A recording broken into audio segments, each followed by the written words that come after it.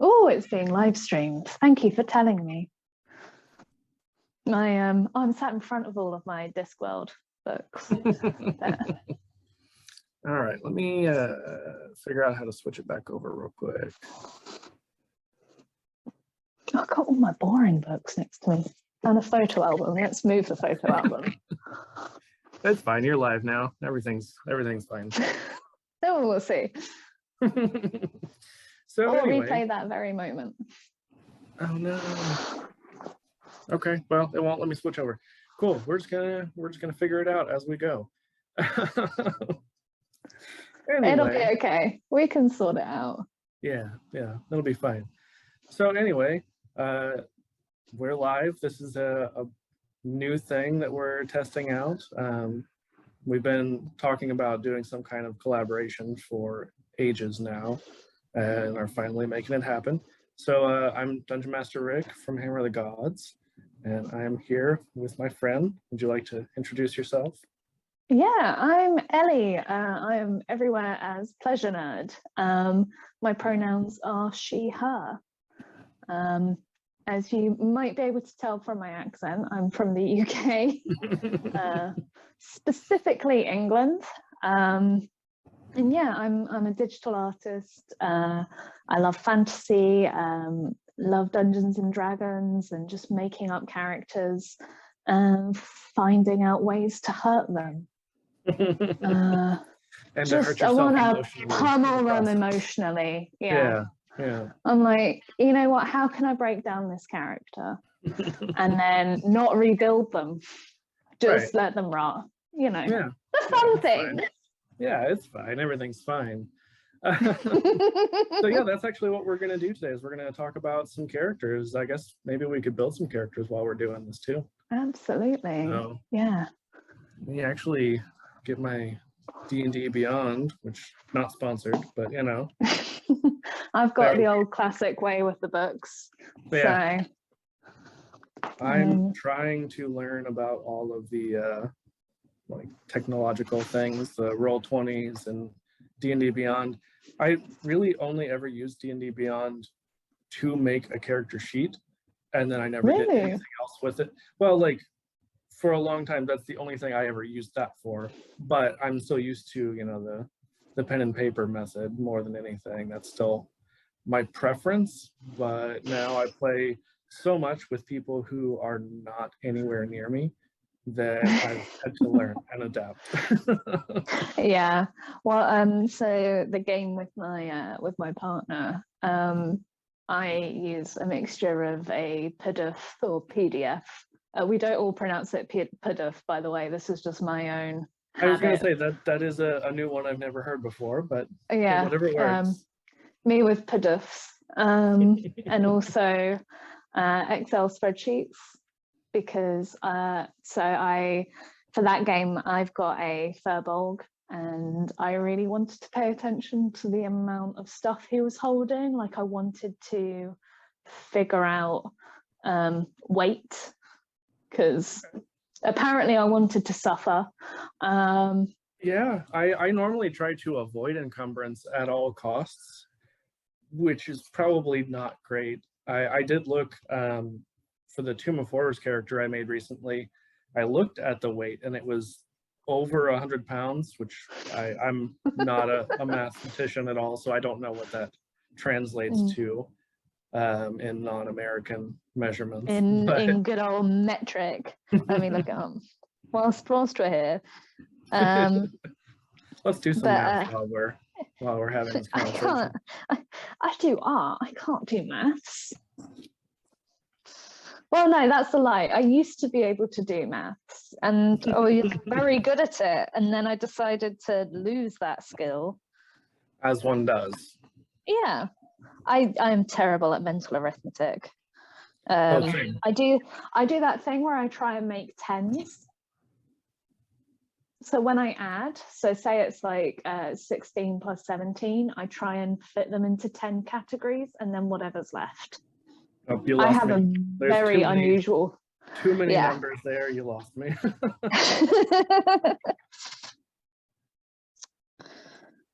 I'm having a bit of a time, right? That's it. Pounds to kilos. Dead air, dead air. It's the best. Everybody loves that. 45 kilos. So like quite a lot. Yeah, so with this character, I was like, oh, I really want to play about with this. And then we came across a hoard of like gold, platinum, and silver. And we were like, okay, we need to figure out how to carry all of this. Very carefully, very carefully. And we didn't have a bag of holding. So I figured out how much would be my character's absolute peak of all of the gold he could carry. Sure. And then I just divvied up the rest to the rest of the party. And that was the point where my partner was like, maybe the next item this group gets is a bag of holding. Yeah, I feel like that's one that every party needs to have at some point if you're going to, you know, be somewhat realistic. I keep trying to store people in it. Like, I mean, every time I play Dungeons and Dragons, it's more of like, okay, how much of their body can we fit in and just hold on to the outside so you're still breathing, so you're just a floating head. Well, I forget exactly how long now, and I'm sure somebody could find out, but there is a certain amount of air in there, so like you can survive. Oh, I think it's 10 minutes. That sounds about right, yeah. I think you can survive on 10 minutes of air.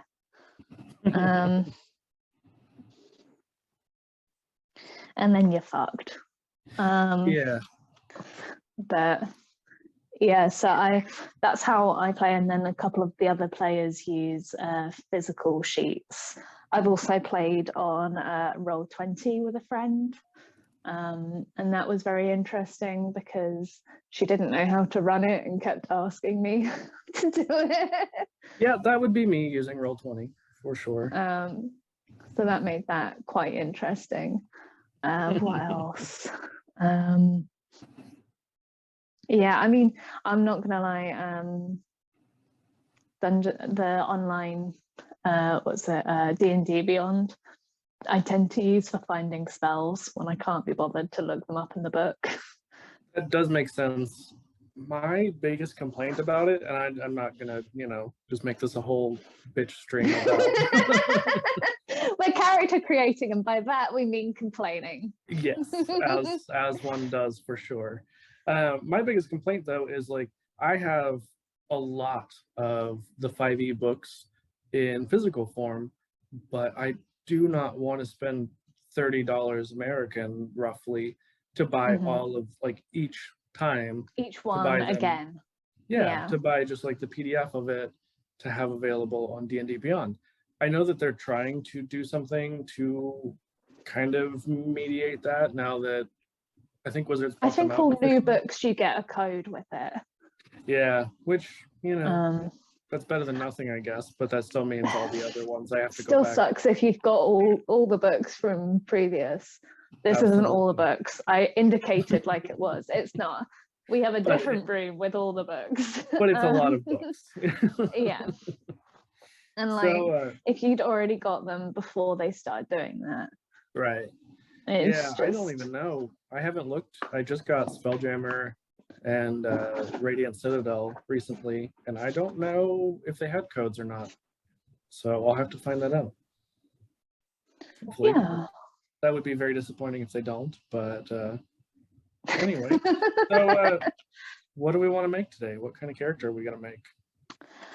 Oh, so for me personally, the way that I make a character is I usually pick a concept first that I want to play with, like a trope or whatever. So, for example, the campaign I was talking about just then, my Furbolg, I'd seen a lot discussed about that edgy, like, oh, all my family's dead kind of person, like, woe is me, I'm so edgy. And I was like, okay, well, what if we have a character whose like whole family is dead, but is a very upbeat kind of person, and is like cracking glad that bad they're all gone. jokes. And no, not so much. Just like they are absolutely distraught. But Right. it's not like, But they don't and let it be whole, their personality. well, so their whole life mission now is to kill everything remotely similar to what killed his family in Settlement. Right. Because I was like, what would cause a Furbolg to go off adventuring if he's a happy family man? And it was Right. like, oh, death is the way. Yeah. I mean, realistically, I think Furbolg, and I think you and I had discussed this at one point, it doesn't make a whole lot of sense for them to be adventurous a lot of times. Like, at least not adventurous in the sense of we're going to go out and we're going to like fight and do whatever, because they're sort of like hobbits but bigger and hairier. Yeah. You know, where they would make way more sense staying at home, you know, maybe have a Like cup just of tea. chilling, like having Yeah. a great time with their family and their friends. Exactly. So I was like, what would tear this character away from his family and friends and cause him to go down a life of murder? By the way, specifically monsters. This is how this character is in the Dungeons and Mad Mage. He was like, I've heard there's monsters. I'm going to kill them all or die trying. Yeah. The actual personality is based on my dad. That's right. You did tell me about that. Yeah. Yeah. So for those watching, my dad is a very silly man. Wonderful, wonderful man. Ridiculous. Stupid dancing, stupid points. Like bad jokes, and not like traditional dad ones, just really embarrassing things, like not cool puns. Just, are they cool puns though? Like dad jokes are not cool puns. I think they're just like cheesy. Yeah. Well, so my dad doesn't do that, but he does, like he's more of a wind-up merchant, I think is how we refer to it here. And I was like, and this was right at the beginning of the pandemic, and I really missed my parents because my dad has a bunch of health conditions. I couldn't go see him. Sure. And so I was like, okay, I'll make a character based on him. And this character is now no longer based on my dad. Regularly, so we're currently in a bit which is like a school of magic. I can't remember what it's called off the top of my head, but we're in the School of Magic like layer of the Mad Mage. I don't think so. Okay. And my character doesn't care for magic. Like he just checks out. If it's not a monster and he's not killing it, he doesn't care. So unlike my dad, most of my role play now has been about picking my nose. And like wiping it on things. So yeah, you know, really high class stuff. Absolutely. But and then in kind of, that's kind of how that character came about, was through me going, oh, I like this concept, let's pull a bit and flip it on its head. Sure. Or alternatively, if I look at a class or a race, or sorry, they're being referred to as differently now. It's not races anymore, is it? It's I guess I hadn't heard that. No, species sounds really weird. Anyway, well, I mean, so that is one thing that, like, I don't want to get too far into this topic because that'll be a whole thing and we'll never get to character. I forget who I was talking to, but someone recently was talking about how realistically they are different species. It's not different races, because races would imply, you know, races that, like, is within a species. Yeah, that it would be like, oh, well, these are humans, and this is like a black human, this is like a human from, you know, whatever. I can't think of words right now because I'm very distracted by all the things going on. I have very nice big windows all around me because I'm streaming from the library. And oh, lovely. So I have a million distractions. ADHD brain. It is not great. Yeah, I've got a window and I watched one of my neighbors put out their beer can into their recycling bin, and I could not stop watching him. At least they're being responsible. Exactly. But yeah, you know, that it is in a sense We'll different go for species. species because yeah. it does make sense. It just feels very like clinical, I think. It does. Yeah, I mean, Um, maybe we'll find another term for it at some point, but either yeah, way. absolutely. I think it's something that's being workshopped at Wizards of the Coast. Yeah. But anyway, species. I'll look at a species and a class and be like, what is the worst species to fit this class, or what class really shouldn't go with this species? So for example, I have a Kenku wizard. I am yet to play her in a decent situation, but that's something that I really want to do, and her Right. only desire is to learn to fly. That's really what she wants to do. She is desperate to learn to fly, which when she gets that spell is going to be terrible because she's going to cry and also use up all of her spell slots just to fly, and then she's going to cry until she gets her spell slots. But you know, happy tears, right? When she finds out that it's not permanent, she's going to be crying unhappy tears. Yeah, you know, I will say one thing that I understand why they didn't include in fifth edition, that I do somewhat still miss from third, was the ability to make spells permanent. I get that it could become very overpowered at times, or I guess probably all the time because people abused it. But it was pretty nice. Like I liked having that because then you could do all kinds of cool things like that. But you know, it is what it is. Yeah, So, what is it? Like you just need a wish spell, isn't it? yeah, as long as you don't, you know, totally misword it or anything. It's not a monkey paw situation. It really just depends on the DM, it seems like. Yeah.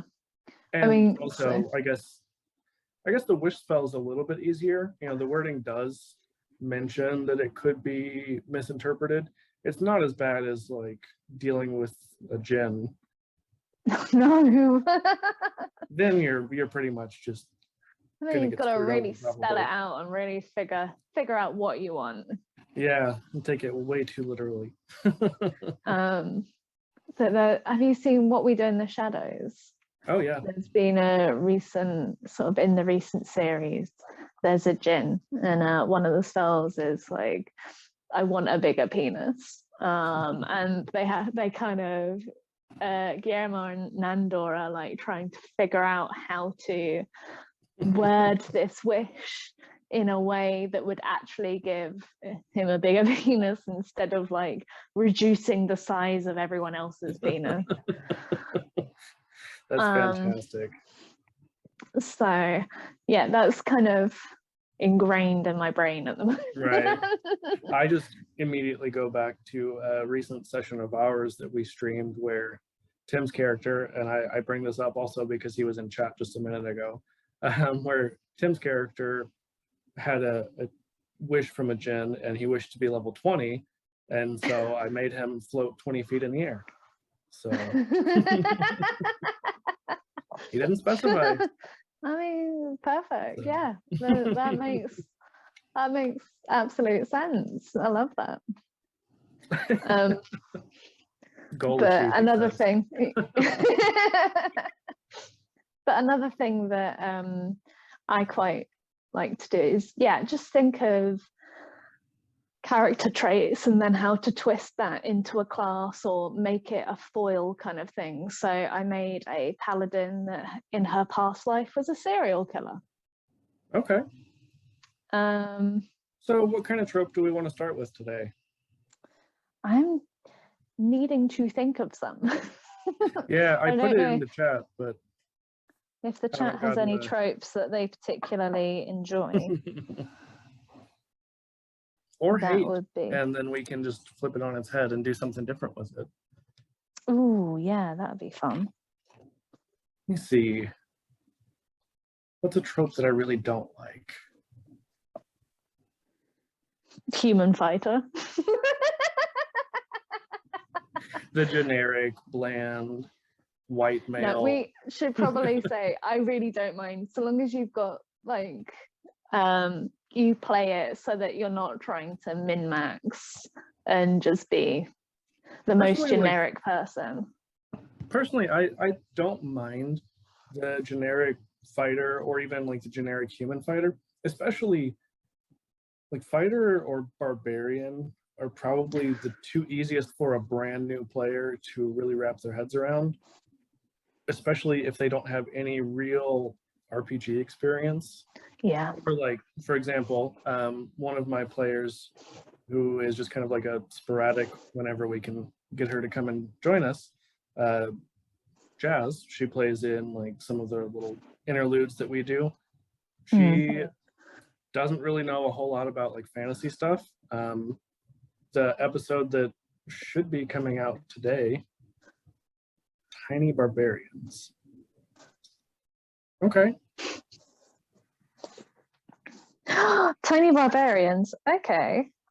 Like a gnome barbarian or like Absolutely. I'm so into that. I'm like I love fun fact about me as a person, if I'm playing any kind of RPG game, I'm going for tank. I wanna be a sponge and hit things and hit them hard. And I don't want to be like, I don't care that I'm not bright. I want to hit things. When I played Skyrim, and I really hope that my husband's friends never see this, when I was setting up Skyrim, his housemates at the time were all sat in the room watching me create a character, because I'm not to toot my own horn, but I am quite good at creating good faces on character things like Skyrim and The Sims and whatnot. It's the artist in you. That's what it is. Yeah, exactly. Like to the point where my husband's like, can you make a character for me? Because whenever I do it looks horrid. And I'd really like to just enjoy looking at this face. So that's why we play those games, right? So we can look at our own faces. Exactly. Which is scary because he always plays a woman, and it's odd trying to force the giant beard on it because it hides all the lower features. Well, you know, he could just play a he's dwarf. He's only got the eyes to hand. But so they were talking about, I can't remember what race I went for there, but I decided that I would be doing like two-handed weaponry in Skyrim because I thought that would be really, really fun. And the animation, love being able to kick people in the balls and behead them. So, you know, just casually. Yeah. So I was flipping through the face designs, and they had one which was a handprint. And I was like, I wonder what would happen if I moved the color into like a blood red. And the guys were like, oh, she's beginning to look really scary. So I changed her eye color to white and then gave her no hair. And they were like, why have you made her so scary? And I was like, I don't know what you mean. I think she's beautiful. I think she looks fantastic. And like, genuinely, I thought she looked fantastic and really pretty. And they were like, okay, well, we'll come up with some interesting names. And this is my Chaos Gremlin coming out. And they were going on all of these like name generators and giving their input. And whilst they did that, I just named her Princess Arse and started the game. Amazing. Absolutely amazing. Yeah. And then they were like, oh, you've already, and then they looked at her name and were like, oh no. Yeah, that is Chaos Gremlin peak energy right there. Yeah. Okay, so I think I've decided. So Tiny Barbarian. I think I've decided I don't want to do D&D Beyond because I don't have the right options. So. Because I'm thinking, and we can. Maybe it'd even be more fun if we both came up with a character. Yeah, what that fits the kind of thing of Tiny Barbarian. Yeah. So fabulous. I'm thinking like a fairy barbarian. Oh, that could be very fun. right? I'm having a quick look at some races. Not races, I'm sorry, species. I'm reading as I'm I can't do the reading and the talking. I get it.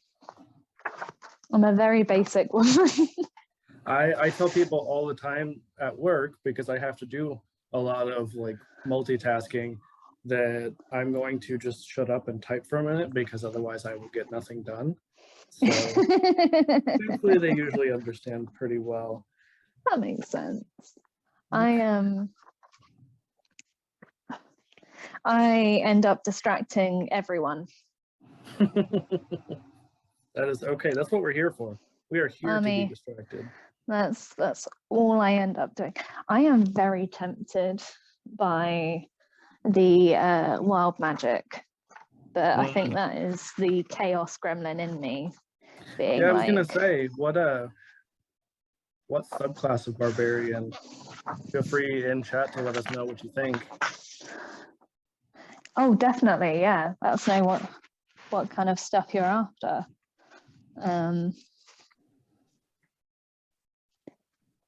Because I think I also like the idea of changing the flair of rage. I don't know whether you've kind of seen that, but that's something I really want to play about with whenever I play. I've never dealt with it firsthand, but I've heard of it, and it makes sense.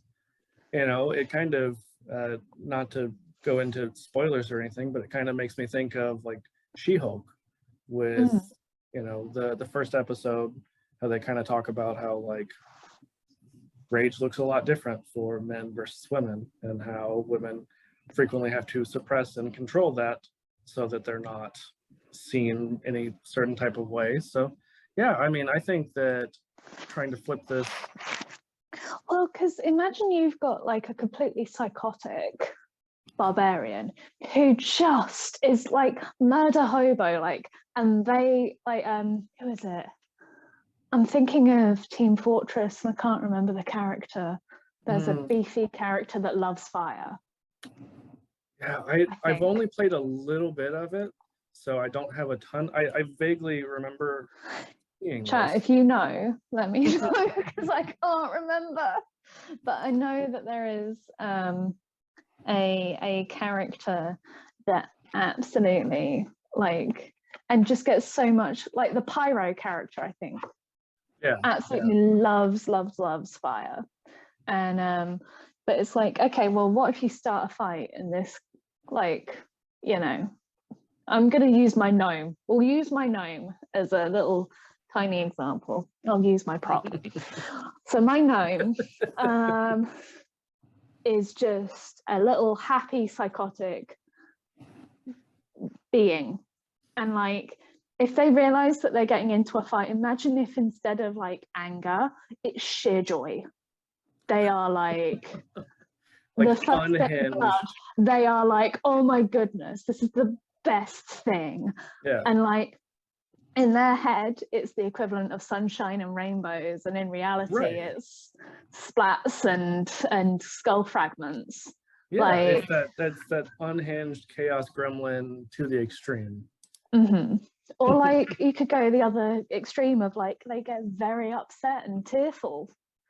And instead of like a rage of like it's like I dig it. I am seeing some love for the wild magic, so maybe that is the route you need to go. Excellent. Sorry, I'm looking at my tablet because I want to also look at the chats. I'm trying to make sure I'm all good. Right. I'm really tempted, because I love the Storm Herald, to go Storm Herald, but I want to do something different. You don't have to. It's all good. I need to do something different. I need to get out of my like rut. Oh, you've got a bit of a funk of doing the same thing. Yeah.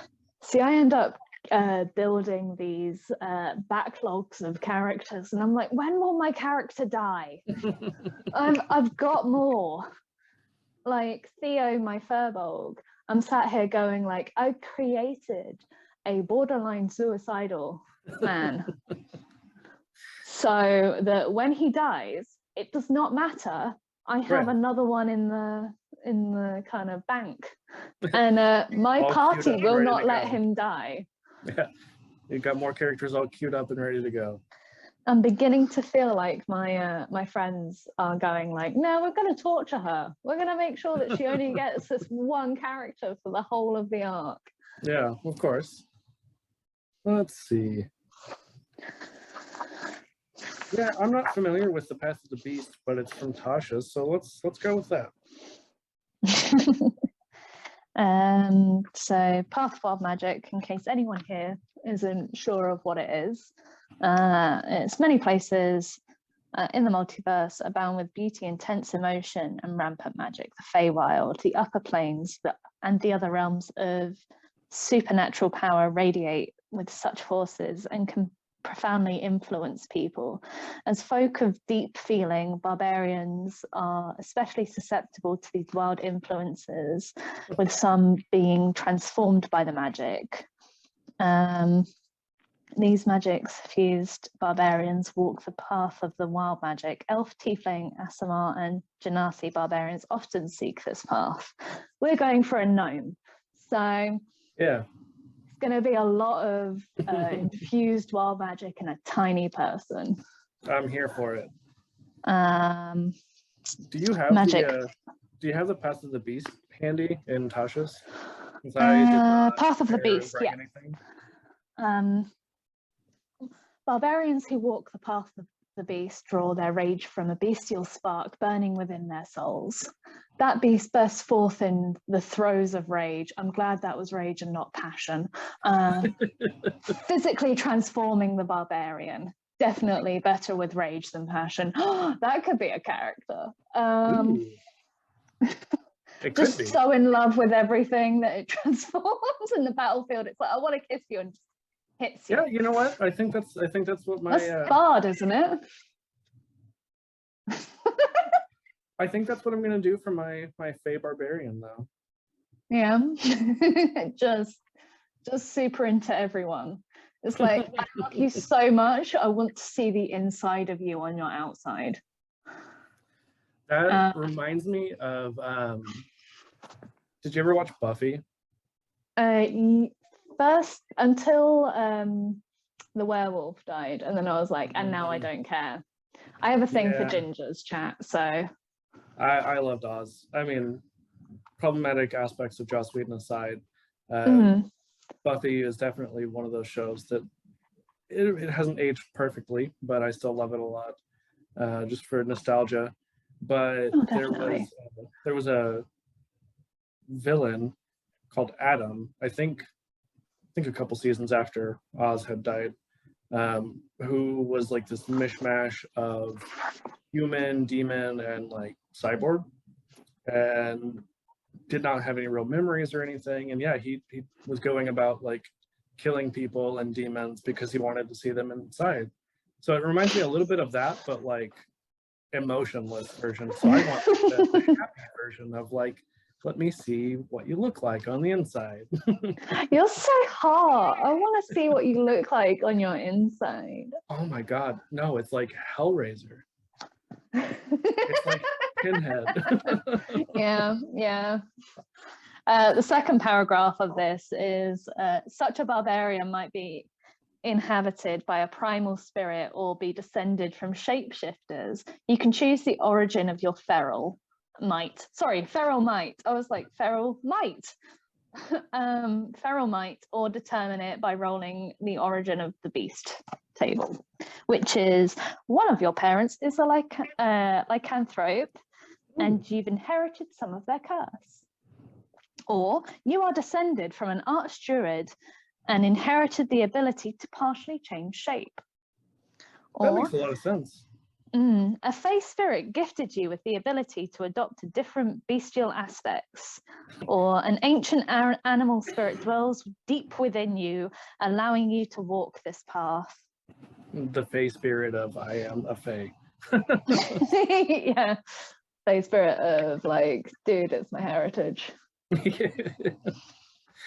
Oh, I'm here for it. Okay. which So as a like Scottish heritage, I totes get. Like the rage within my mother flows through me. there you go. So how do you normally do ability scores whenever you make characters? Like, what's your preferred method? We do the roll, is it 6 and drop 2? Drop the 2 worst rolls. Oh. I can't remember. See, I like whenever I roll, I always do 4 and drop the lowest. But that's interesting. So yeah, I've been gifted some very generous DMs. And then there was one where everyone rolled a for the ability scores, and you could pick from everyone else's. So it was kind of like a job lot. So you could get all of the scores. Because, for example, someone rolled both really, really high and really, really low. So you had like a very extreme character. And then I think the other part, like, I think I'd rolled like a quite good selection with a couple of duds. Like, not duds, but like, 0, like nothing to add. It still feels like a dud sometimes. Yeah. And everyone went for the kind of middling to good instead of the extreme good or the extreme bad. Yeah, that makes sense. Which I understand. It's just, I don't know, I find it fun to play with those aspects.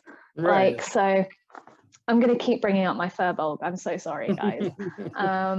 Because you don't my have dad any is characters. None that I'm currently playing. I did have an orc that I was playing that wanted to bring the destruction of her whole party. That sounds like it went over very well. They loved her, and I don't understand why. So Theo was because I based him off my dad. My dad is not a skinny gentleman. My dad is quite portly. And so when I was imagining him, I was imagining my dad. So picture, if you will, Jack Black. So I was like, I want him to actually be quite dexterous, but just fat. I mean, because I think Jack Black could be pretty dexterous if you think about musical skill. I'm not sure whether you know this comedian, actor, but Nick Frost. Yeah.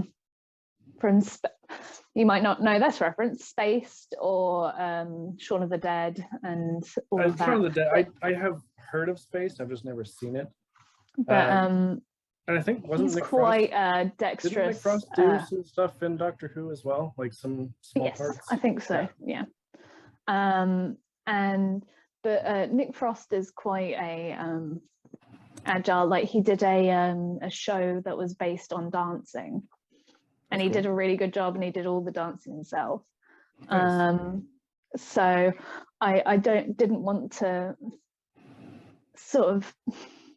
I wanted a large character without being like, oh, but they can't be dexterous because. Right.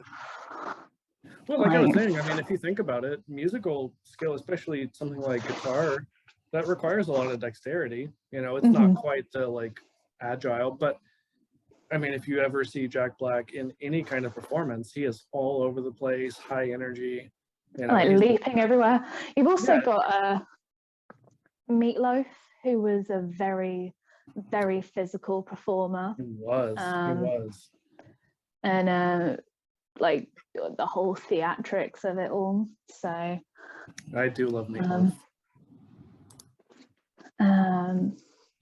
But yeah, that whole, I mean, I'm also a big fan of having paladins having poor decks. I think it's funny. I mean, they could just be straight up strength based. They don't have to be. Yeah.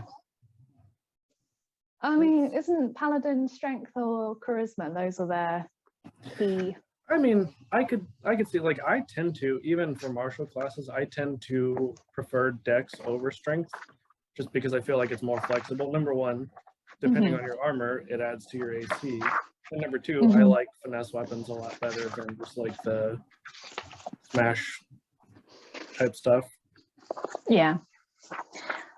Something that I've seen done online but never had involved in my games is, as in games I've played in, I am still yet to DM because I'm terrible at arranging things. I've got a game ready to go and I'm just not started. Much to my friends' complete irritation, they keep messaging me and I'm like, I'm not ready. It sounds familiar, like how we've been talking about this for months and then both of us just had to be like, okay, let's just do this. Like, we'll do it this weekend. No ifs, ands, or buts. Yeah. So yeah, no, it makes it really like fun. So long as, I mean, I like having intelligence as a dump stat because it means I don't have to think a lot. Totally head empty. And I don't have to be intelligent in any way. I can just have fun not being smart. Not saying that I'm super smart right now. I get to be myself is what I'm saying. I'm a -2 to my intelligence. We're a par. So I think for me, I'm going to go with the standard array because I'm lazy and I'm using the fast character generator. Yeah. Which I like for a lot of things. It's not so great for multi-classing. They're also not sponsoring us. Just gotta make that clear. I don't want anybody. I think I'm gonna do the standard array because I don't want to go up and get my die, which are in my office. I really don't want to get up. I'm comfy. And you will hear a conversation with me and my husband. So like, it's fine. Yeah. Be like, how's it going? Oh, terribly. No one likes me. That's not true. I know, I'm just trying to get sympathy points here. Something that always shocks me, and I know that this is ridiculous, but that dwarfs are not that short. Yeah, it always is a little bit weird that they are like because I always imagine that they are like really tiny, and I don't know where that thought has come from, but dwarfs are pretty, like, they're quite tall. Yeah, I think their average is like between 4 and 5 feet. Yeah, which is weird because which is like the same height as one of my friends. So well, and she's not that short. Well, and most, like, I have played a lot of gnomes that are usually around 4 feet tall, which is on the tall end for gnomes. But if dwarves can be 4 foot tall, but they have to be medium, why are gnomes small if they're the same height? It makes no sense. There's no logic to it. I'm guessing stoutness. And yeah, desired effect die. I'm so sorry for not bringing my die with me. I have a little, I have a, what used to be a shoe polish container that I have put all my die in, so it's very loud, but it looks cool. Yeah. And I have 3 sets of die. I've got one, cat eye gem, and then I've got a red and green one which looks like vomit.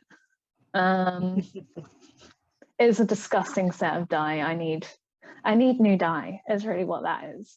Well, how convenient, because Desired Effect is our friend Amanda who makes dice. Oh wow. Yeah, the aesthetic is important. Here in the States. Like, absolutely.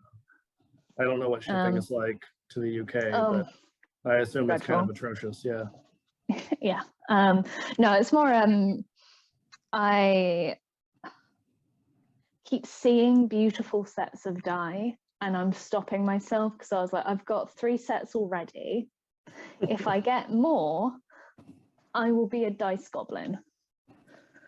I see no problem. Which I mean, I'm beginning to get to the point where I need more die because I'm like, well, this one keeps giving me 1s and the other one keeps giving me 1s. Yeah, I mean, they all need to be banished. Yeah, put those all in So dice room and buy some new sets. I know 3 is so small. It really is. That's not nearly enough. You need more dice. it's it's because I know how addicted to stuff I can get. Yeah. My husband has like some really plain die that he loves. Oh no, I've got a 4, but one is it's technically, no, it's not technically, they are incorrect. So you know how with a d6 you've got the 6 and then the 1. There's this set I've got is like it's a 6 and then a 2, so all the numbers and faces mismatch, like it was a poorly done batch. I mean, in theory, that shouldn't really affect it, right? It shouldn't, but it does make it a bit difficult when you're trying to find a number. That's fair. But and that set is like plain colors and I love it so much, but I don't use it as often since I got my gemstone die. Yeah. Do you find that the heavier die are harder to roll? Like, do they seemingly have more of a like weightedness to them? I like the way they feel. They're just very loud. Yeah. And that is what bothers me. So when we play, mine and my husband's computers are essentially back to back, so our backs are back to back. So if he's talking and I'm rolling, all you will hear is me rolling. Right. I recently bought a set of metal dice, which I love, and so far they've been rolling really well, but I've known people. You need to be careful with metal die because you will dent your table. It's fine. It was I found it on the street. Okay. It's already when you dented get a fancy table, ugly. You need to be careful. Well, and I have some pretty nice dice rolling trays, so I think those will get dented before the table, hopefully. Oh yeah, definitely no metal dice on glass tables. That's not going to happen. Nope. Oh. That's how you get, but that's why you get sort of dice rolling trays and sheets and stuff to prevent that from happening. Yeah, thankfully the ones that I usually use, I guess it's just cloth, but they're pretty thick, so they work well for that. But yeah, I only asked because I have known some people in the past who've used metal dice, and they just constantly would get like 1s, 2s, 3s, and they could never roll higher than that. So I don't know if it was just a poorly weighted set or just really, really bad luck. Because I had an entire character that every time we played, he had really good stats, but every single time he would roll atrociously. And I hate it because I'm like, this character is so much fun. And I did a really, really horrible French accent for him. He was this Goliath paladin, and he would like sit in the corner and smoke cigarettes and complain. And did he have a thing of garlic all around him to protect him from vampires? He didn't. And a beret. He will next time I play him. I think he did have a beret, possibly. It's been a while, but he was so much fun. I miss him. I always feel that with certain characters.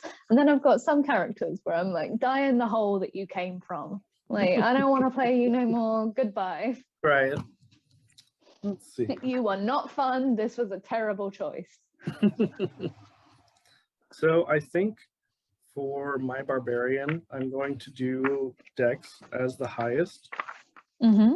And then intelligence and wisdom, because why have a character that does good at what they're supposed to do? That's my favorite.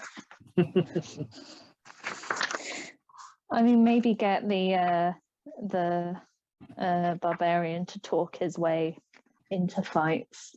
Sorry, their way. We don't know what gender they are. I think that they are going to be non-binary. Let's see. This is when I should have written up cards ready for this, guys, but... No way. Nope. I forgot we were doing this. Why prepare when instead you could just wing it? No. Oh man. I don't know. I don't know how to do. There we go. Cool. I'm not super familiar with some of the options on the fast character generator, Mhm. like how to do the ability score increases. So that part I am trying to figure out while we're doing this. I'm going to do the kind of overarching because as I don't have die to roll, I am not used to this. That's the thing. Like, I know some people have like point buy and stuff. I've never had that. Yeah, Tim mentioned the point buy. I like it. It's especially good for min-maxing, which we know you're not a fan of. I just like role play. I like having Yeah. characters that are shy. Well, it's but funny you fun. say that. It's funny you say that because Tim's character that he plays on our I thought you were just streams- going to say Tim is shy. We love you, Tim. Yeah. Waiting for that chat. You fucking what, mate? Sorry, he's the across the French. country. He's across the country, and it's the United States, so it's a lot further to get here. I say as he's blocking me. Yeah. He feels the love, he says. So his character that he plays on our Wednesday streams is, I mean, the way he described it whenever he first created it, he was like, oh, you know, I've like min-maxed this, but not for combat. So, I mean, is a great character for, in theory, investigation, which is what he's supposed to be good at, but you know, ADHD and yeah, poor choices sometimes. Oh, that's me with everything. It's why I quite like playing a chaotic character. Right. They just kind of do whatever. Like whatever they're feeling in that single moment. What I've found in my campaign is that the chaotic ones tend to drive the story as well. Mm-hmm. Like, you know, it'll be like, there is a room with a button and no one will want to press it. So my character will stand away with the 10-foot pole and then press it. Also, Tim, don't lie. Nikitas is really good at being a gremlin and going in all of the wrong possible directions. People nerd. Says that he's no good at, or he's good at no things. Yeah, that's Tim.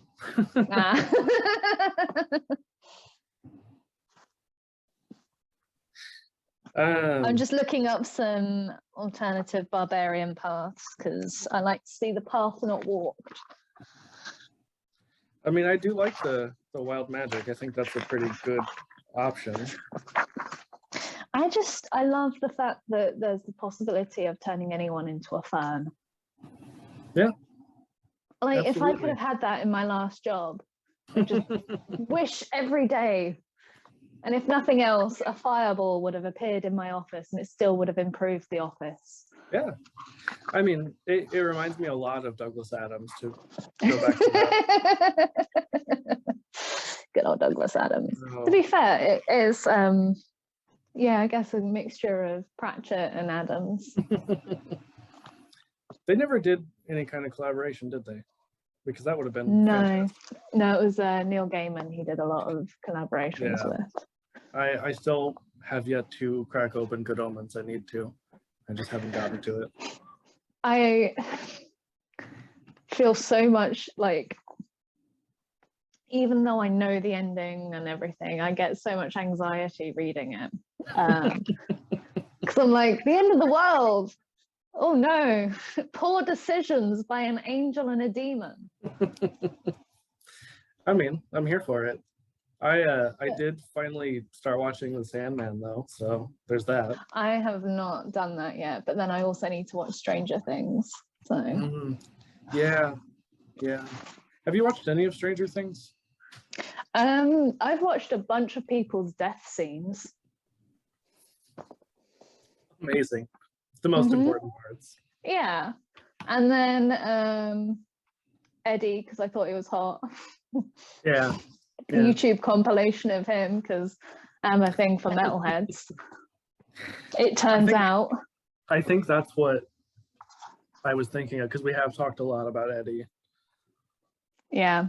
I know I should have, but I saw a picture of him and was like, oh, he's kind of interesting. And then it was the clip of him rocking out on the roof. And I was like, oh, I like that. And then it was the interaction with him and Chrissy.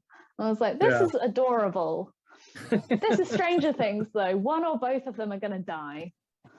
Yeah, and that's also the most recent season, so you've got a lot to watch through to get there. I mean, I've been talking with my husband about it and whether we watch it, because I'm trying to show him Inside by Bo Burnham. And we are 3 nights in and he keeps falling asleep within 20 minutes. It's good, but I could see where somebody might not be able to focus on it.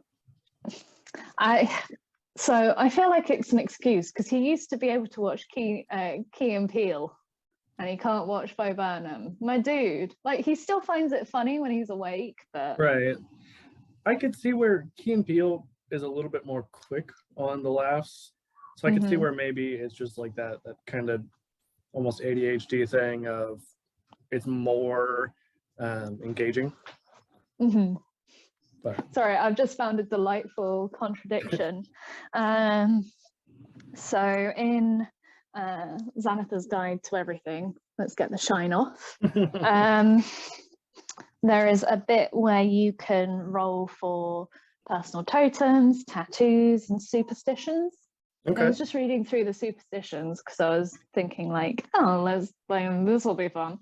And one of them is magical things bring trouble. Never sleep with a magical object within 10 feet of you. Oh man, yeah. I want to read more about that that wild magic, to see how because that could be fun. Especially because then you are basically a magical item in a sense. So just never sleep. Sleep is for the weak. You know, I've been hearing that a lot lately. Let's see. I love sleep too much to believe in that. Me too. I was one of those kids that could fall asleep in class. And I'm not gonna lie, guys, it was because I was up all night playing MMORPGs. I was that cool, as you can tell by how I look. I'm one of the coolest people you'll ever meet.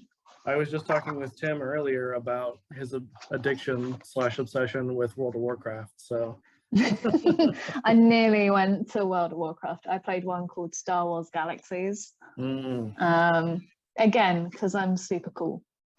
I mean, I love Star Wars, so I don't know what you're talking about. So do I. And yeah, no, me and my brother used to, like, that was one of the things we bonded over. And then my brother just stole everything that, like, in a friendly way, by the way. Right. Like, we're talking about when we're young teenagers, like when I'm 14 and he's 12, he stole like my My Chemical Romance CDs and like my arm warmers, and I was so desperate to be emo, but my mum wouldn't let me wear black.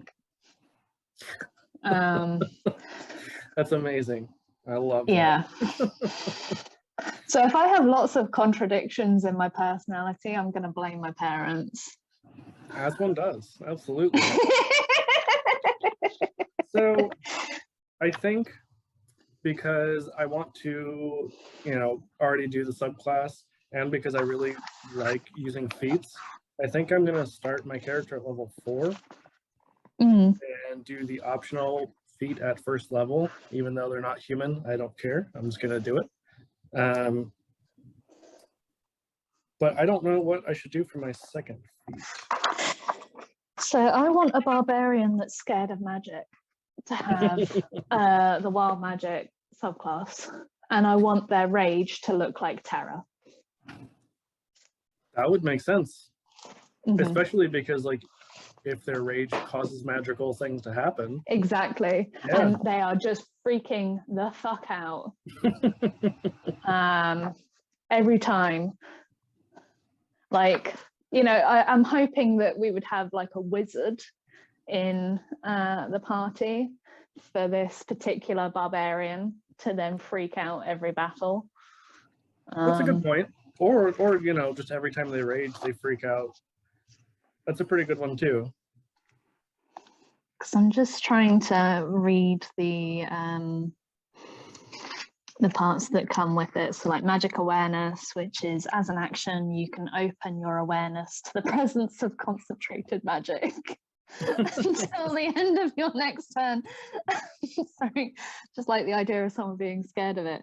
You know the location of any spell or magic item within 60 feet of you that isn't behind total cover.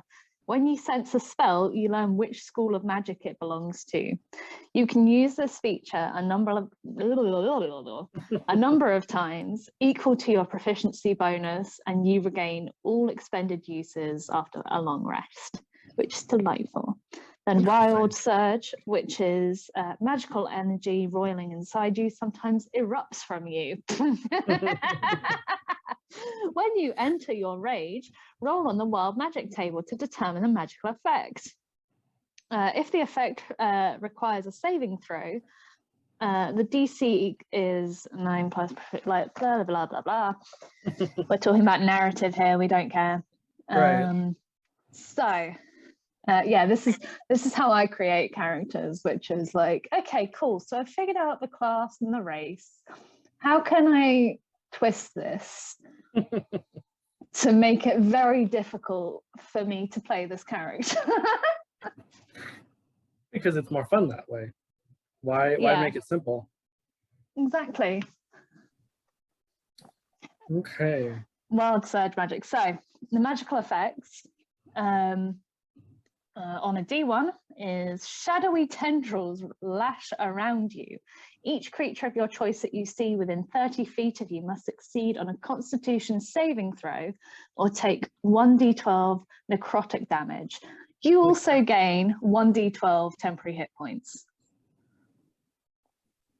So that could be insane. Yeah, and then 2, teleport up to 30 feet in an unoccupied space you can see. Until your rage ends, you can use this effect on each of your turns as a bonus action. That could be fun as a terror thing. Man. Yeah, that would be absolutely horrifying to someone afraid of magic. Like, imagine, I'd want to play it like Blink. I know that's not what that is there. It's pretty close though. Like, I as a player would want to be like, okay, so we'll teleport over to there and my character's gonna appear screaming. Holding their weapon. Oh, that's amazing. Oh God, why? And maybe their arc is that they become okay with magic eventually. Maybe. We'll see. Maybe. On certain terms. Yeah. Well, I'm mainly thinking because it would be nice to have a magic weapon. Right. Like, you wouldn't want to have a magic weapon where you're screaming every time you touch it. What if it was a magic weapon? What if it was a magic weapon that could mask its magical abilities so that your character didn't know? What if it's like a sentient if it's a cursed? Ooh, it's a cursed one, and it like masks itself. Yeah. And it attaches I was thinking sentient, to but it could be cursed, or it could be both even.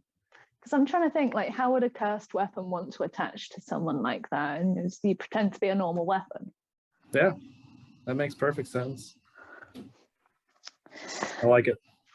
So I think my character is done, in theory. Excellent. Sorry, I just read number 4. Anyway, number 3, an intangible spirit, which looks like a flump or a pixie, your choice, appears within 5 feet of one creature of your choice you can see 30 feet of you. At the end of your current turn, the spirit explodes and each creature within 5 feet must succeed on a dexterity saving throw or take 1d6 force damage until your rage ends. You can use this effect again, summoning another spirit on each of your turns as a bonus action. Well, why does it explode? I like the idea that you and the flump make eye contact, both scream, and then the flump explodes. Yeah, and then it just dies forever. Yeah. I mean, it's a spiritual one, it's fine. Right, yeah. It's not real. Magic number 4 is magic infuses one weapon of your choice that you are holding. Until your rage ends, the weapon's damage type changes to force, and it gains the light and thrown properties with a normal range of 20 feet and a long range of 60 feet. If the weapon leaves your hand, the weapon reappears in your hand at the end of the current turn. Again, you're terrified of magic. Yeah. You throw it, it comes back. Yeah, that sounds horrible. I love this. This is going to be my barbarian. Yeah, and they're going to be the most miserable barbarian who's ever existed. They're going to just spend their whole fight screaming. Number 5. Whenever a creature hits you with an attack roll before your rage end, that creature takes 1d6 force damage as magic lashes out in retribution. You could pretend that that's not magic. Like, I can see that working in the favor of the poor magic phobes. Or not in their favor. Yeah. Until your rage ends, you are surrounded by multicolored protective lights. You gain a +1 bonus to your AC, while within 10 feet of you, your allies gain the same bonus. Number 7, yeah, that's quite fun. Number 7, flowers and vines temporarily grow around you until your rage ends. The ground within 15 feet of you is difficult terrain for your enemies. I wonder, would that seem magical? Or would that just seem like normal? You could flavor it. You could flavor it. I think you could probably flavor it as normal. Yeah. Especially if this poor thing grew up near a druid. Yeah. Or a ranger. Rangers. They might know then that it was magic, but they might not. They may have just been like told their whole life, hey, this is just normal. This is just what people do. Oh my God, if their family are all ragey barbarian, I'm totally chill with it. Yeah. And then the final one is a bolt of light shoots from your chest. Another creature of your choice that you see within 30 feet of you must succeed on a Constitution saving throw or take 1d6 radiant damage and be blinded until the start of your next turn. Until your rage ends, you can use this effect again as a bonus action. So you just turn into Iron Man, basically. Yeah. So with holy power. So I didn't remember that this was a thing, but on the fast character generator, it gave me a random name based on my choice of species. So my non-binary Fey barbarian, Pass of the Beast, is named Dazzle Sparkle. Lovely. Yeah. I went with the sage background because, you know, it makes perfect sense for a sage to be a barbarian. Absolutely. But especially because I went with the second highest stat being intelligence and then wisdom right below that. I was like, you know, that would explain sort of why they're smarter than the average barbarian. Yeah. Let's see. So they are, according to this, because it again just generated a lot of stuff. So under their sage background, they are a researcher. They also are a voracious eater. Yeah, that was interesting. They've published popular research, so that could be cool to figure out. And they Sorry, bought my a brain auto-filled that as romance novel, and you know, they could be researching romance novels. It's possible. that's one way to justify a certain lifestyle. It is. It really is. I don't want to slut shame, but I also want to say slut. I mean, it doesn't have to be There's shaming. no judgment, but promiscuous is the word that I'm looking for. There we go. Thank you, brain. Finally kicking in. I mean, you know, just reclaiming slut from being a negative thing to being a positive. Yeah. I'm just in my hoe phase. That's their research. They're researching other people's body from the inside and the out. Yeah, using their own body sometimes. Yeah, they just want to see what people are on the inside. Exactly. Oh yeah, and so their flaw is they bought knowledge from devils, which doesn't really seem like much of a flaw to me. That just seems like research, really. Yeah. You gotta do what you gotta do. Absolutely. So let's see. It auto-generated their like age and size and all that kind of good stuff. So they are 38, but they are 2'9" and 17 pounds. They're very small. Very small. Again, I don't know conversion, so let me do that real quick.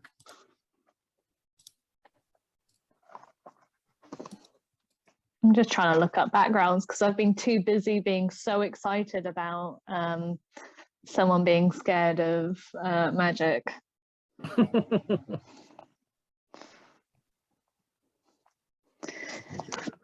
Again, unfortunately, this is how I create characters. It's just like, oh, that's a fun concept. Now I have to think all the other technical, like, playable parts of it. But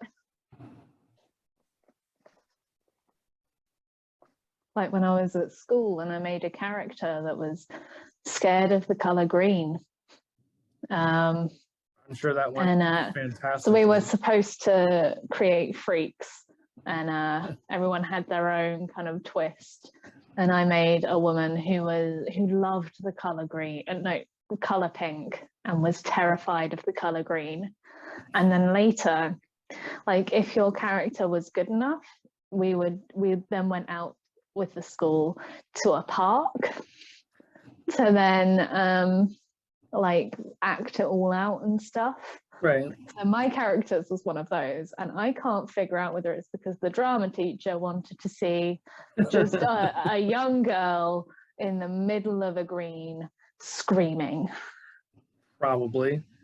In which she took off a number of her clothes, not too many, by the way, like so that it's still PC, but like, you know, jacket and everything, and is trying to not touch the green and get away and then run. Right, as one does. That was, yeah. So I play very impractical characters. Okay, so from shitty American to metric, unless my math is wrong, because I had to do like. Oh, don't call it shitty American, because my my government wants to change our system from metric to imperial. Yeah, no, it's shitty. I mean, it really is. Like we said the other day, I do think, like, for me, Fahrenheit makes way more sense, but I know that is not necessarily a widely popular opinion. So well, because it's zero. No, because for me, it makes sense to me that 0 is freezing, but then I don't understand like hot. Right. Yeah, I mean, 0 makes more sense to be freezing because for us it's 32. But I don't know. I think what's absolute sense. 0 in Fahrenheit? Is that? I don't know. I've known it at one point in time, but I have no idea. I was just because it's probably not 0, so probably not. Let's see. But you can never be too sure. Yeah, so absolute zero in Fahrenheit is negative 459.67, which is That's a lot. that's That's a a very lot. random number, yeah. But then So absolute zero is in so I want to say it's K, and I don't think it is. It's K. no, it's Kelvin. Something has stayed in my head from school. I knew So I proud was of you. smart deep So down. proud of you. It's the ADHD. Look It at me makes us go, forget all the Mum. important things. We It's just just remember all because of the dumb stuff. Hummingbird has the fastest heartbeat in the. I mean, that could be important at some point. It's So probably not though. yeah, probably not. So doing the conversion from imperial to metric. So my Fey Barbarian is 84 centimeters tall and 7.7 kilos. Oh, Yeah, they're very small. I could. Wait, did you say 80 or 18? Or did you say neither and I've just thought of a number? No, it's 84 centimeters. Yeah, they're very small. Oh, I heard 84 kilos and I was like, that's quite heavy. No, it was just under 8 kilos. Oh, it's like 8 bags of sugar.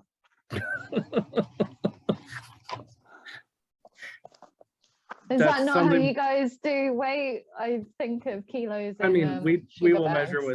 measure with anything that's not the metric system, so probably.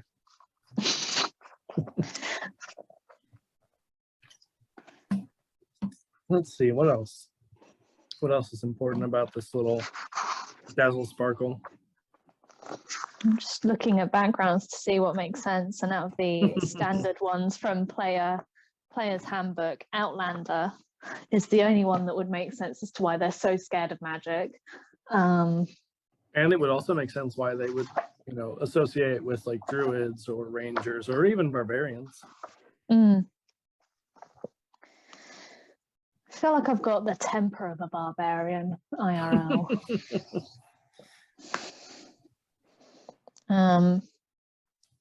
It's just, yeah, makes it kind of a little bit tricky.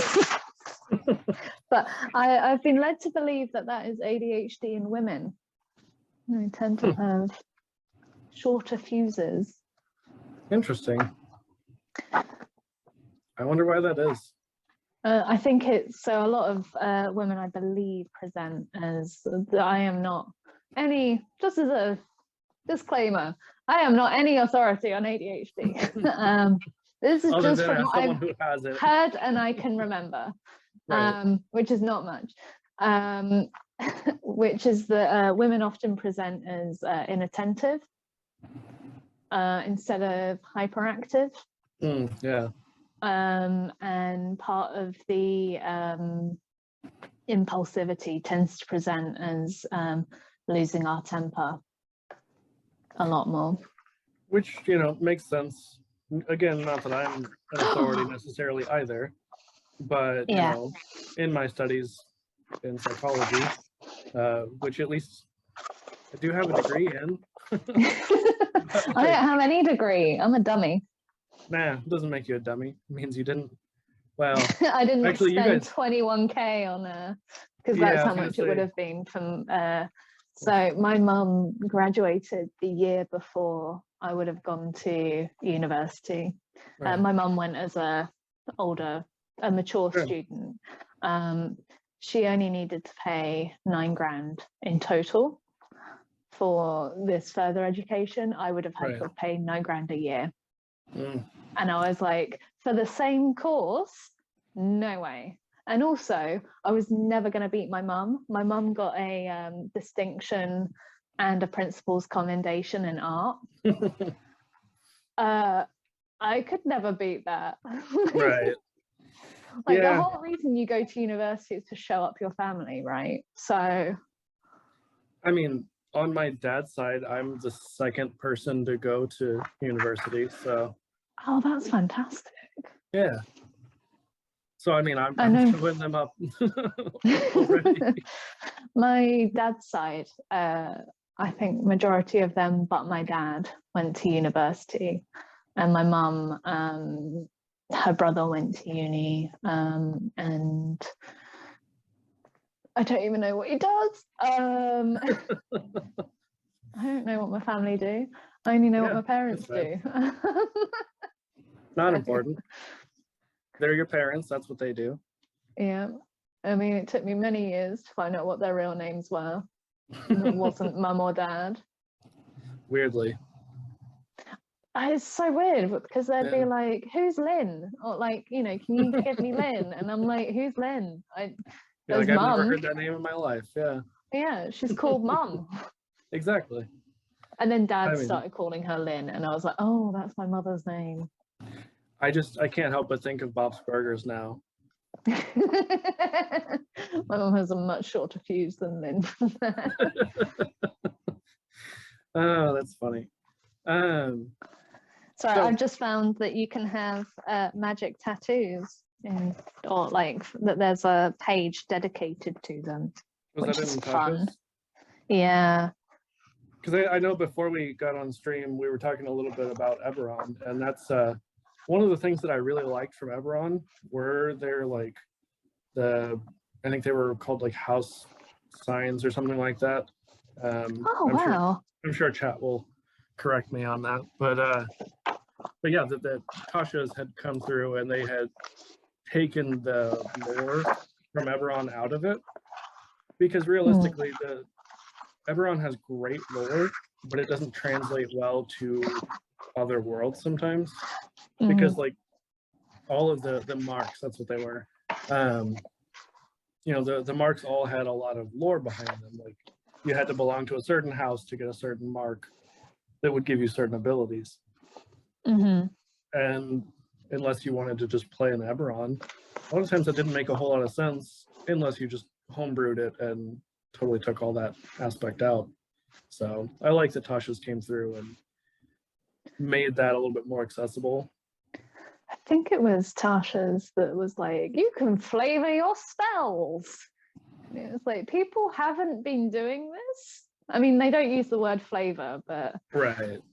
I think they used an example of a farmer sorcerer using chickens as his missile, his magic missile.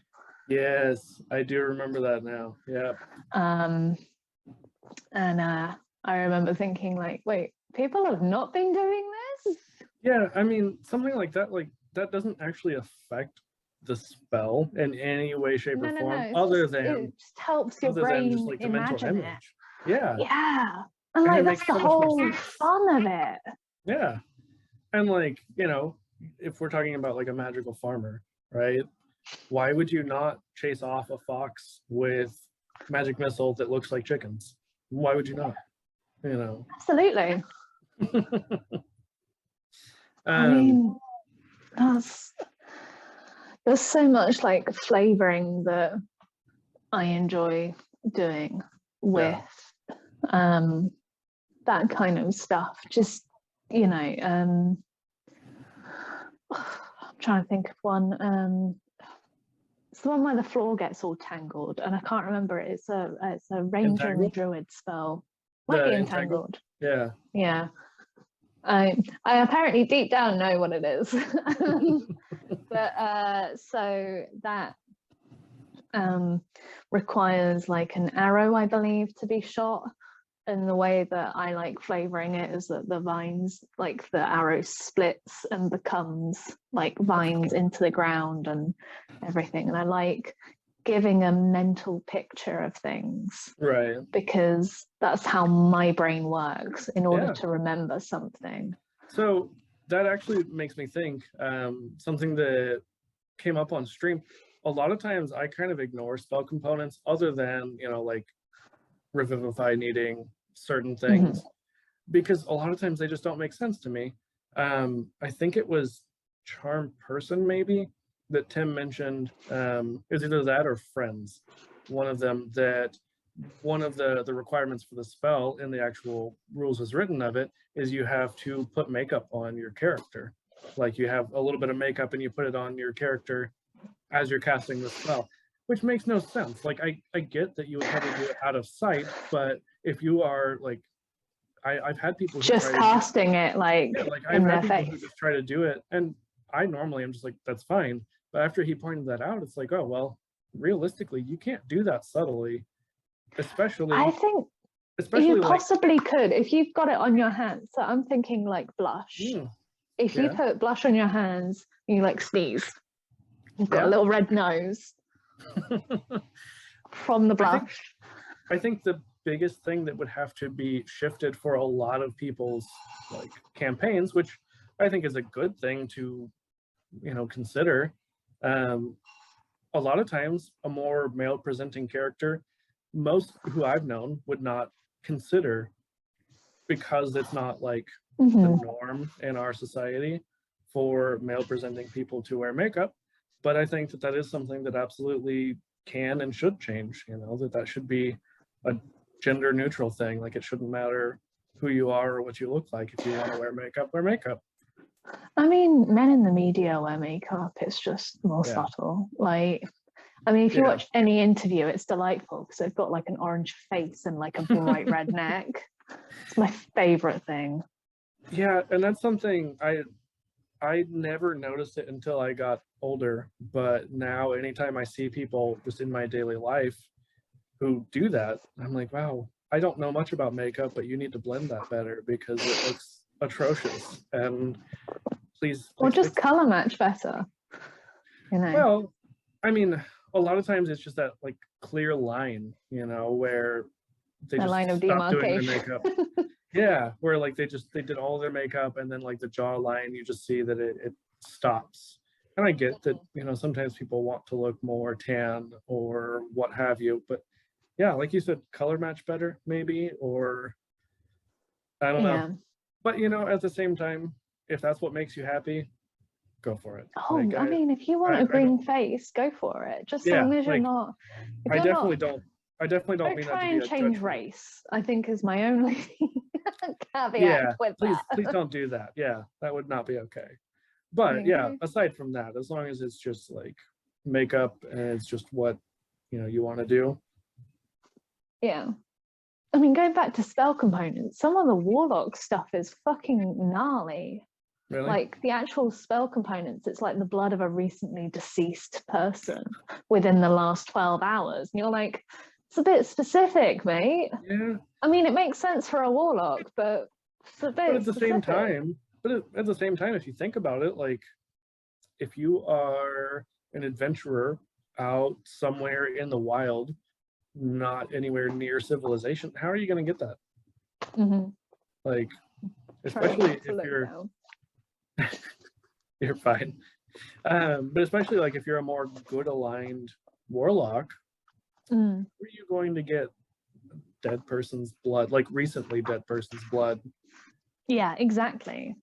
Ethically, I'm trying to find, because I feel like it's a conjure or like a summoning of some kind. Like, that's interesting.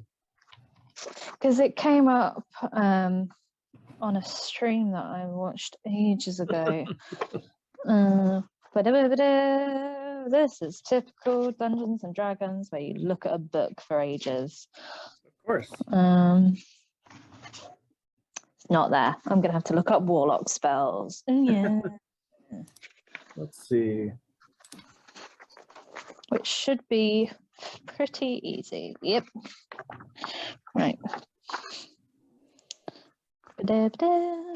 Old music. I always think of, is it Strong Bad?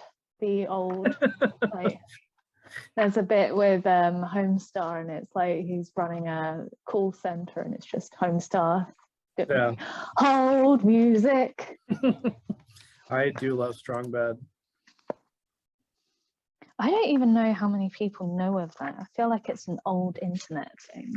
Oh, it's definitely an old internet thing, but I think that's most of the people who are likely to be watching this. I loved because I don't think I watched it as it was.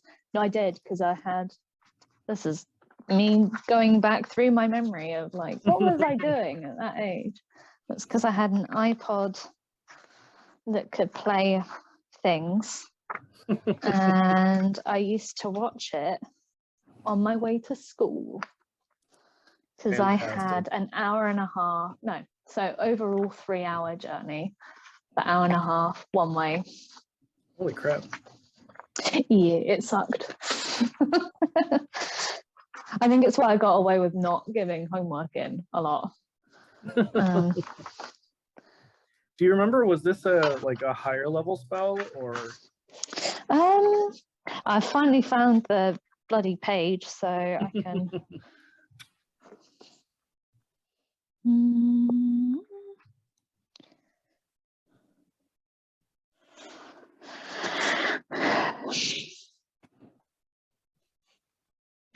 Gonna look up. Oh, I think my earphones are gonna die soon. So if you get feedback, we'll just blame you.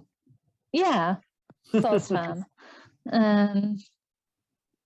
Biddy. Well, let's try conjure. See if it comes under as conjure. Yeah, I'm trying to go through and I'm not finding anything yet.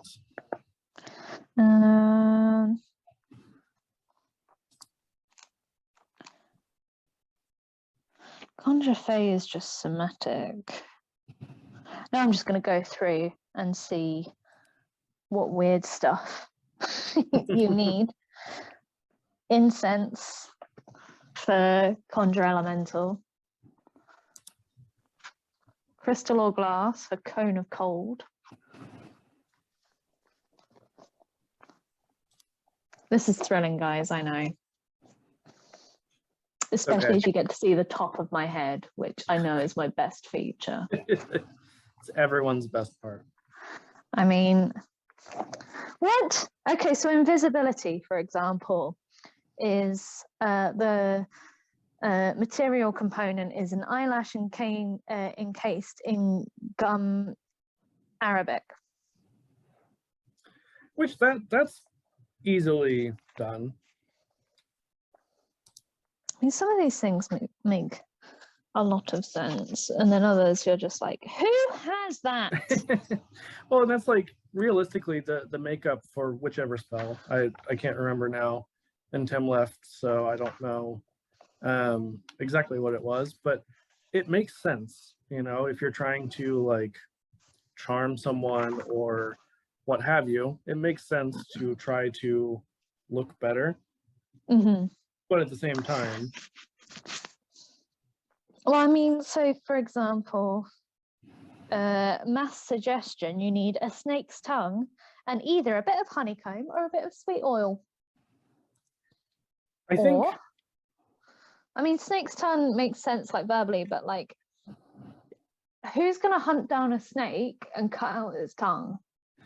well, I think that's... Do you summon snakes and then go around with a pair of scissors and just collect them for a bit? I think because they do, like in the player's handbook, there's like the item that is just you can get a component pouch and you get everything. And I get that. I'm just trying to think, like, if you were to collect these yourself. Well, yeah, because I mean, someone out there has to go, whoever sells component pouches to the magic shops. That could be a fun party to play. We're just trying to find all of these little bits. But give them the most obscure, like... Yeah, like the really weird ones. And like, instead of like minor illusion where it's a bit of fleece.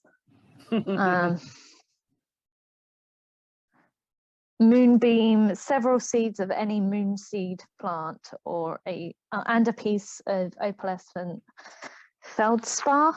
By the way, I'm bad at reading out loud, so this is mortifying for me. you chose to do it. I know. I don't know why I did that. And see, so this is one that I guess you would have it in a bottle maybe or something, but for gaseous form, it's a bit of gauze and a wisp of smoke. But what if you have more than a wisp? Well, you're screwed. Yeah. Too much. That's too much. You just ruined the spell. What if you Too start a much forest smoke. fire in the attempt to get this going, you know? I think I just, in something like that, I think that as a DM, I would probably just be like, you magically like pull away a wisp of the smoke if I were going to play it strictly with like spell components. But like I said, I mean, don't really, other than I the big, don't know anyone who pays attention, like outside of maybe the gold cost, like the right. monetary cost of things. Even then, honestly, most of the time, if it's just like general components, I'm not going to go in and be like, this is how much a wisp of smoke would cost, Mm.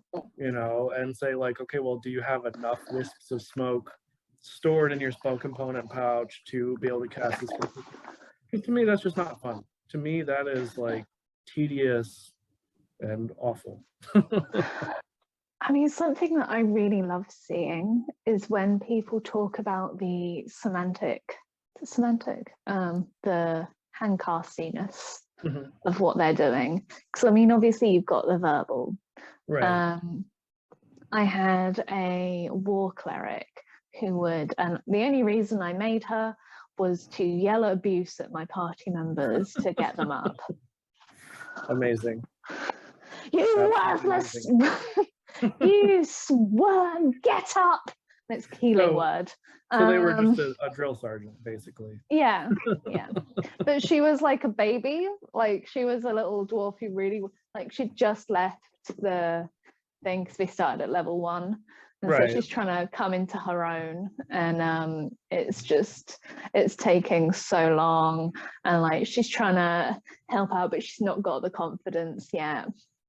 I love the idea that like a dwarf as that young level 1 character is probably, you know, still like 40.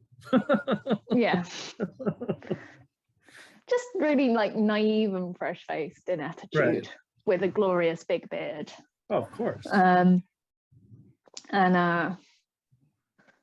It's, I was going to say I got misgendered a lot. I didn't. My current character, I get misgendered a lot because I'm playing a man. Right. But I talk with my normal voice because there's so much effort. Like, yeah. I'm not a voice person. I definitely find that is kind of tricky, no matter who is playing which character, like of not their gender that they identify with. It seems like it's most of the time it takes a while, and some people just don't ever seem to like remember because they're looking at someone, and you know, if they're more feminine presenting but they're playing a male character, I mean, I get it, it's hard, you know, if that person identifies as female in real life, it's hard sometimes to put yourself in that of like, okay, well, I'm picturing, for example, in our show, you know, Jonos is a male character, is male Triton, and the person who plays Jonas in real life is female presenting, uses she, her pronouns, and doesn't look like a fish person. So, you know, it's just sometimes hard to get your head in that definitely world. But yeah, I mean, one of my favorite, as I was saying, like the whole somatic aspect of it, like adds a whole new layer to it. So for example, right. I role played the way that she would pray by banging her warhammer against her shield. Love it. Very disruptive. Yeah, but it fits worked, with that like, kind of character. Yeah, it made, you know, long rests funny. What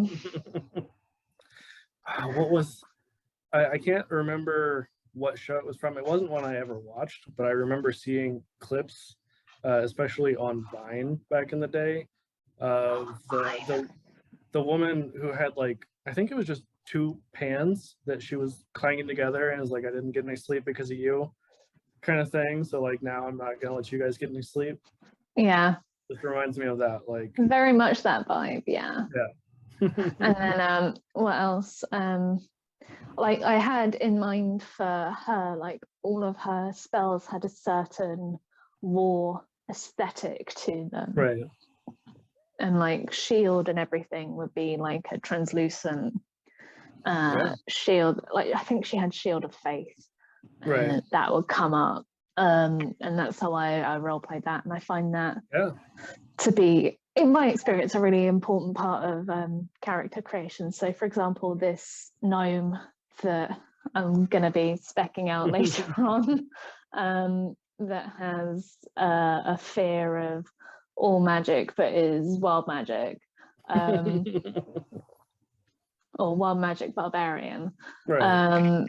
Like I like the idea that rage isn't anger per se, Right. and like, or tweaking what someone's rage would look like, is really fun for me, and trying to get the aesthetic of it. So like if you're I'm thinking Stormlord, and that's not the right one, but the Storm Barbarian, you could have like a crackling, the crackling presence, you know, like their hair might get staticky when they rage or something. Like I love that, like the little nitpicky things is what I love.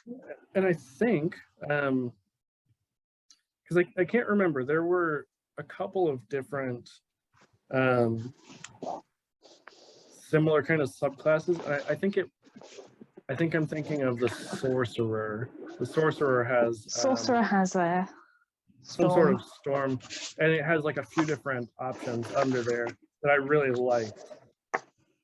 But let me look, because I don't remember what the Storm Herald. Wild magic draconic is in the standard. Oh, I dropped a book. Long words. Okay, no, the storm. Yeah, the Storm Herald is what I was thinking. I think the sorcerer does the same thing as well.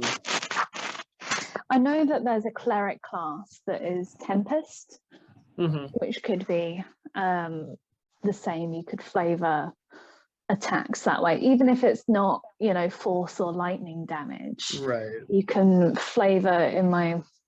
I mean, that's how I like to think of. I've watched too many cartoons, let's be honest. Well, so if you think about it, you know, like even if it, say your attack did like fire damage, lightning could count as fire damage. You know, it's still heating it up. So yeah, it makes sense to be able to flavor.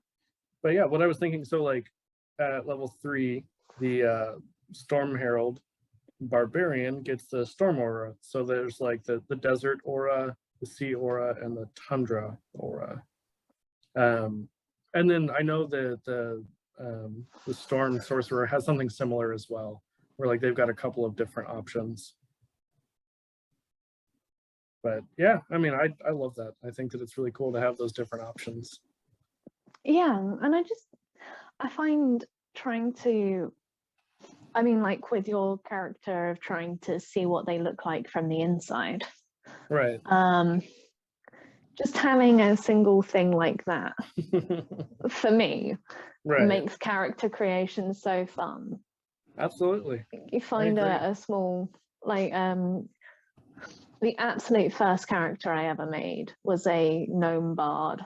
She was the plainest character I have ever made. But she rode on a mastiff. And she'd left her family and her community because she wanted to become one of the great bards. She wanted to tell these incredible stories of the adventures she'd been on and with the party and so on. And that was her whole thing. Unfortunately, someone dropped out and the whole campaign fell apart on like session 3. But it sucks when that happens, but you know, from there you've gone from, like you said, a generic kind of character to just absolute chaos, you know, doing whatever you feel like. Gremlin, yeah. I'm like, I've picked a contradiction and now I've got to live with it. That's okay. Well, I think this is probably a pretty good place to go ahead and probably end the stream. So thank you again. Do you want to give us a quick reminder of who you are? Yeah, absolutely. So I'm Ellie, or also known as Pleasure Nerd. which is nothing sexual. It's just I get so much joy from being an absolute nerd. And I am Pleasure Nerd on all platforms. You can find me there. Pleasure Nerd. My pronouns are she, her. And yeah, it's been an absolute delight to be here and to talk to you and make a character. Hopefully next time we'll have a bit more organization with this, or I will have some concepts in mind that we can throw about instead of everyone having to look at the top of my bloody head. So you live and learn. So yeah, I don't know how often we'll do this, but it is something can be a little, you know, fun-sized amount. Yeah, absolutely. So, well, thanks again for coming on.